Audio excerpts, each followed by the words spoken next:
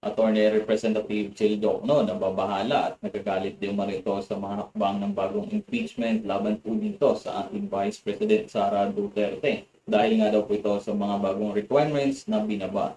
Sa magandang araw po sa atin mga kababayan, at ito meron na naman po tayong breaking news na ibabahagi po sa inyo. Napakagandang balita po nito. Pero bago po natin umpisahan po yan, huwag po ninyong kalimutan mag-subscribe po dito sa ating YouTube channel.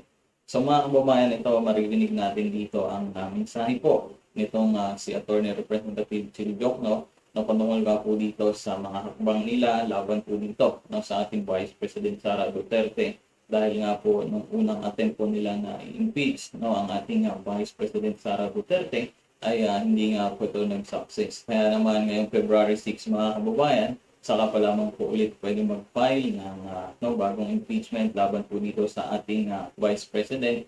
Susundan natin itong mga episode na gagawin nila dito patungkol dito sa impeachment ng ating Vice President Sara Duterte. Ito, pakinggan po natin itong mensahe po ni Representative Chil Jokno. Kasama na po natin si Congressman Jose Manuel Chel Jokno mula po sa Akbayan Party List at House Assistant Minority Leader. Chel, good morning po. Christian at Doris. Good morning. Good morning, Attorney. Good morning, Doris. Good morning, Christian, at lahat ng nanonood at nakikinig. Opo, malapit na pong matapos yung ban, Kong, at mayroon pong panawagan ng inyong mga kasamahan mula po sa Makabayan na resolbahin po ng Korte Suprema. May panahon pa po ba para ma-resolba ito ng SC bago po matapos yung ban? Matagal nang nakasalang sa Supreme Court yan at anytime maaari nilang desisyonan yung motion for reconsideration. At kami po sa Akbayan ay talagang nananawagan na ma-resolbahan na yan. Kasi nga, yan ang isang magiging faktor. Doon, kung ano man ang may file na impeachment, whether it is against the previous administration or the present administration, ano ngayon ang magiging proseso? Yan ang tanong ng marami. Opo, pero Attorney Chel, di ba nung nagbaba ng opinyon ang Korte Suprema, parang ang sinasabi, mas lalong mahirap na matuloy ang anumang impeachment kasi nga sa binaba nilang mga requisitos? Yes, yun nga yung kinakabahala natin at talagang kami ay nabigla at medyo nagalit din dahil wala naman sa konstitusyon yung mga nilagay nilang mga bagong requirement. Nabigla at nagalit po umano ito sa ang bagong requirements na binaba po ito, mga kababayan. Talagang kung ako sa kalagayan nila ay talagang magagalit talaga ako kasi malapit na po ang 2028 elections at itong 2026 na taon, ito na lamang po yung huling taon na ito na lang po yung huling taon na maaaring ma-impeach po ang ating Vice President Sara Duterte kasi nga po sa 2027 elections busy na rin po yung ibang mga congressman, mga senator, kanya-kanyang buhat sa kanilang bangko para pumunta sa mga taong bayan, para hingiin yung kanilang boto. Sa tingin namin ay hindi naman yun kinakailangan dahil mismo ang nagsalita ay ang konstitusyon na. At klarong-klaro naman doon basta't nakakuha ng at least one-third ng boto ng mga mambabatas sa Kongreso at inakyat sa Senado yan, dapat magkaroon na agad ng paglilitis o trial. So, ganyan kasi yung batas natin mga kababayan, bago po ma-impeach yung isang elected officials, kailangan po na magkaroon ng one-third na boto. Tinanggal nila yan di ba? Yung ilang boto lang ang pwede. Sige na, larga na tayo. Tinanggal po yan ng SC, hindi po ba? Opo, kaya nga Doris, hinihintay natin yung MR kasi kung isusundan natin yung mismong mga sinabi ng Supreme Court sa kanilang desisyon, napakahabang proseso ang lalabas dyan at napakaraming mga dadaanan pa. Sa tingin namin ay hindi naman ito required ng ating konstitusyon. Alright. Less than a month na lang po, Kung, before yung 1-year ban na magtatapos sa February 6. Ano po ang magiging implication just in case po na by February 6 ay hindi pa rin po makapaglabas ng desisyon ang Korte Suprema? Paano po to makaka-apekto doon sa mga magnanais pa rin po sanang mag-file ng impeachment case laban sa Vice Presidente? Kung meron mag-file ng mga complaints ay ang unang magiging tanong, lalo na sa House of Representatives, ay ano ang magiging procedure sa pag-process ng mga complaint na yan. Depende rin siyempre kung ano yung nature ng complaint. Kung mga individual complaints lang yan o galing sa mga civil society organizations na at may endorsement ng kahit isang mambabatas, ay talagang dadaan yan sa Committee on Justice at magkakaroon ng mga hearings, etc. Ngayon, ang mas malaking tanong siguro kung sakaling may makapag-file ng may aabot ng one-third or at least one-third ng mga members ng House, yan ang talagang magiging question. Ano ngayon ang dapat proseso? Ito ba dapat ipadala agad sa Senado o magkakaroon pa rin ba ito ng mga hearing sa Committee on Justice. Pero ibig sabihin, pwede pa rin pong umusad kahit wala pang desisyon yung SC doon sa naunang impeachment case? Pwede naman. Yun lang, makaka-anticipate din tayo na maaaring questionin ulit yan. Okay. Kung sino man ang magiging akusado doon sa impeachment na dapat sundin yung decision ng Supreme Court kahit na hindi pa nga final at hinihintay natin yung MR. Kaya mas maigi talaga kung lumabas na agad ang decision sa MR ng Supreme Court Oo, natin. pero pagka ganyan na hindi pa rin pa po na-aksyonan o mag-aksyonan man, parang gano'n na sitwasyon, kaliwat ka ng MR pa rin yan, manganganak ng manganganak. Huwag naman sana. Well, kailangan natin ng predictability pagdating sa issue ng impeachment at lalong-lalo na yung impeachment kasi yun lang ang tanging paraan para magkaroon ng pananagutan doon sa mga matataas na opisyal natin.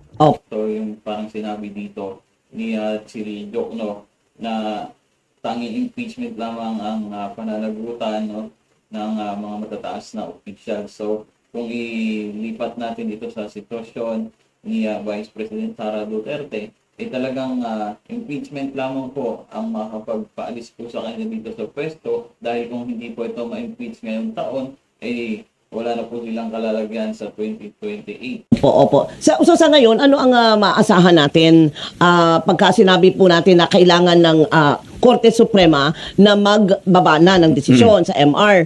Pero ano po ang hinuha ninyo? Bakit may mga nagsasabi bakit itong si Sara Duterte ang nag-file, ang bilis umaksyon? Bakit itong MR na to ang tagal aksyonan? So parang dito sa point na to mga kababayan, mas pabor ang Supreme Court kay Vice President Sara Duterte kumpara po dito sa mga nag-file o sa ibang mga elected officials. Parang yan yung punto nitong radio reporter. Ako, maganda kung itanong natin yan sa spokesperson ng Supreme Court. Hindi ko sabi kung bakit ganun ang nangyayari. Although, may mga ibang kaso na ganun din ang nangyari. Yun lang. Ako mismo, matagal ko rin sinasabi, delay, pag pinatagal nila ng masyado yung mga kasong ganito na napaka-controversial at napaka-importante sa Iyon sambayan. oo. Nako, hindi maganda yon. In fact, meron akong panawagan na dapat lahat ng mga corruption case natin hindi lalampas ng 3 hanggang 5 taon dahil hindi katanggap-tanggap yung dekada-dekada na at hindi pa rin tapos ang kaso. Okay. Pero tama ba kung nakapagsabit na ang tanggapan ni VP Sara ng motion doon sa doon sa pending na case diyan sa Supreme Court or hindi pa? Sa pagkaalam ko, lahat na ng mga required na mga submission, yung mga pleading at papeles ay ando na sa court. Kaya Okay. nasa bola na nila, nasa korte na nila kung lalabas na nila yung decision doon sa MR. Talaga nasa Supreme Court ngayon ang bola. Pero ano ba ang pagkakaintindi po natin sa mga rules ng Korte Suprema? Kapag masyadong natatagalan yung mga kaso diyan, pwede ba nilang sitahin yung mga kapwa nila mahistrato diyan na, desisyonan mo na ito, talagang depende po yan sa kung sino associate justice ang may hawak ng kaso? Well, internally, maaaring may mga ganyan na diskusyon. Hindi ko alam kung ano mga nangyayari dyan. Hindi naman ako ever naging private dyan sa mga deliberations nila. Of course, mismo sa konstitusyon natin, meron nakalagay din na time limit, pati ang Supreme Court, na dapat walang lalampas sa 2 taon ang hawak nilang kaso. Yun lang ay sana mas maging proactive ang ating korte pagdating sa mga kaso, lalong-lalo na yung mga kasong ganito. Okay. And while po, we are all waiting nga po doon sa kapalaran yan sa Supreme Court. Sa panig po ninyo dyan sa Makabayan, kayo po ba ay may mga paghahandang ginagawa coming in po dito sa pagtatapos po ng 1-year ban? Magfa-file po ba ulit kayo ng panibagong impeachment complaint laban kay VP Sara or mag-endorse po? Unang-una, Christian, ako po ay first nominee ng Akbayan Party List. Akbayan, opo. Opo. Ngayon, at kami rin actually nung huling impeachment case laban kay VP Sara, hindi pa ako naupo noon, ay si Marie Percy Candanya ng Akbayan ang nag-endorse ng complaint. Opo. So, titingnan natin, alam ko may mga hakbang na ang mga civil society groups at iba't ibang mga grupo na mag-file ng complaint. Yun lang ay wala pa hanggang February, kaya we cannot say yet until February comes around. At hindi rin natin masasabi kung ano magiging proseso hanggang lumabas na yung decision ng Supreme Court. Opo. So tulong-tulong po talaga sila na mag-endorse ng panibagong complaint kung sakali na lumabas na sa February 6. Mga katulad lamang po din ng mga kababayan na sinabi po ni former Senator Antonio Trillanes na talagang bumuo po siya o bubuo po siya ng unity.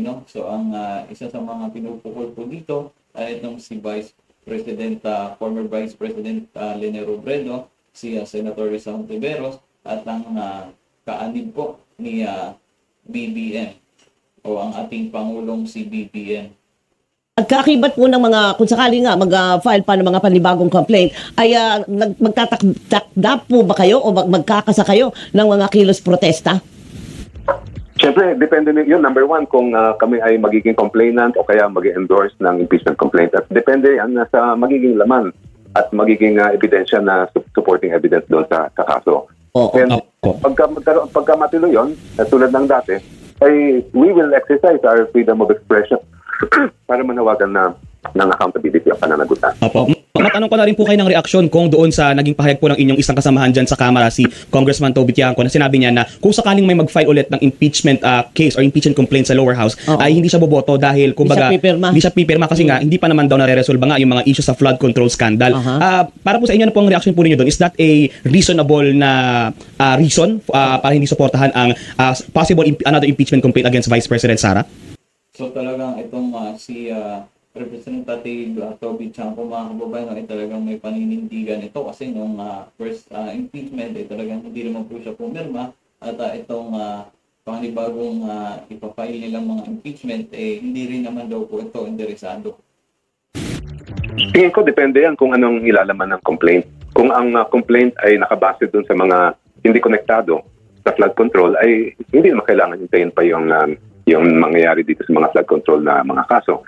On the other hand, kung siya ay connected, depende rin ulit yon kung ano yung magiging ebidensya at kung kaano kasolid ang ebidensya na isusupport doon sa mga allegations ng complaint. Opo. Speaking of mga flood control na yan, sir, yung ICI po, nalagas na po. Wala na po talagang, may saysay pa po ba yun o dapat nang buwagin? Kasi kung meron mang gawin, yung ICI, kakayanin pa po ba ang kanilang ibinigay na mandato sa kanila? Simula pa lang, sinasabi na po namin na Doris na walang ngipin ang ICI.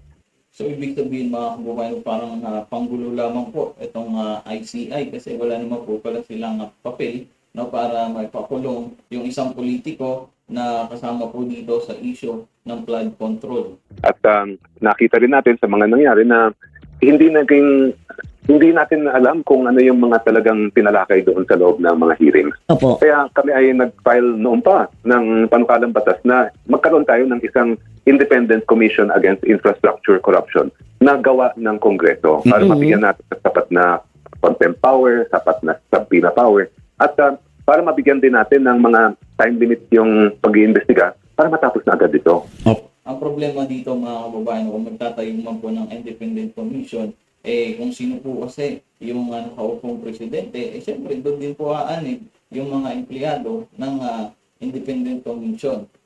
Ito ay isang malaking bagay na dapat pagdating sa accountability, delay only favors those who are responsible, yung mga nasa likod nito mga malalaking anomalya. Opo. Kaya kailangan ng bayan yung mabilis na pag-iimbestiga na talagang buong buo para solid ang ebidensyang ihahain sa korte. Yung final po dyan sa lower house, kung na-endorse na po ba yan sa committee? Kasi di ba po, sinabi ng Pangulo, priority bill na yan, Correct. yung Independent People's Commission. So sa pagbabalik po ba ng sesyon natin, can we expect na isa po yan sa mga unang matatalakay? Yan ang panawagan namin. Pero iba kasi yung sinabi nila na priority doon sa i-certify as urgent at hanggang ngayon hindi pa naman na-certify as urgent yung mga panukala na yan. Kaya dapat panawagan namin ito kay Pangulo, i-certify na rin niya as urgent yan para klarong-klaro na dapat may sabatas na agad yan. Nung nabanggit niya na priority bill yan, ay hindi pa rin umusad yung bill. Kaya mas maganda ma-certify na mismo as urgent. Ayun. Kasi magkaiba yun pagka certify as urgent. Tama po ba, attorney? Pag sinertify as urgent, hindi na kailangan sundin yung nasa batas natin na dapat 3 separate readings on 3 separate days. Pwede na talagang paspasan yung batas nito. Opo. Kasama, ito ba yung kay Laila De Lima rin? Congresswoman Laila De Lima?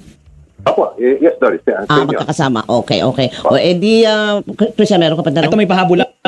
Di ko lang alam kung masasagot niyo to, Kong, pero kung pwede, kung meron lang kayong info, kasi meron daw pong umuugong daw po na coup dyan sa lower house para palitan si Speaker Bojo. May nauulinigan ba kayong ganyan, Kong? Naku, buti pa kayo. Narinig niya na. Wala pa. So mga kababayan, ito kasing mga nakarang araw meron daw pong balibalita na magkakaroon ng regulon po dyan sa Kongreso na ang papalit po nila dito ay si former President Gloria Arroyo. Magtatanong pa lang tayo. Salamat. Pero sa pagtatapos po ng 2025 at sa pagpasok po ng 2026, kumusta po ba ang buong Kamara po as you observe, Kong, sa leadership under po ni Speaker Bogie D? Marami tayong ina-expect at inaasahan na mangyayari, lalong-lalo na sa binitawan niyang salita na dapat may sa batas na yung anti-political dynasty bill, dapat na itong mga ibang mga reforms, pati yung party list. At talagang we will make sure na yung mga nabanggit nga ng mga pangako ay magiging totoo at may sasabatas na natin ito.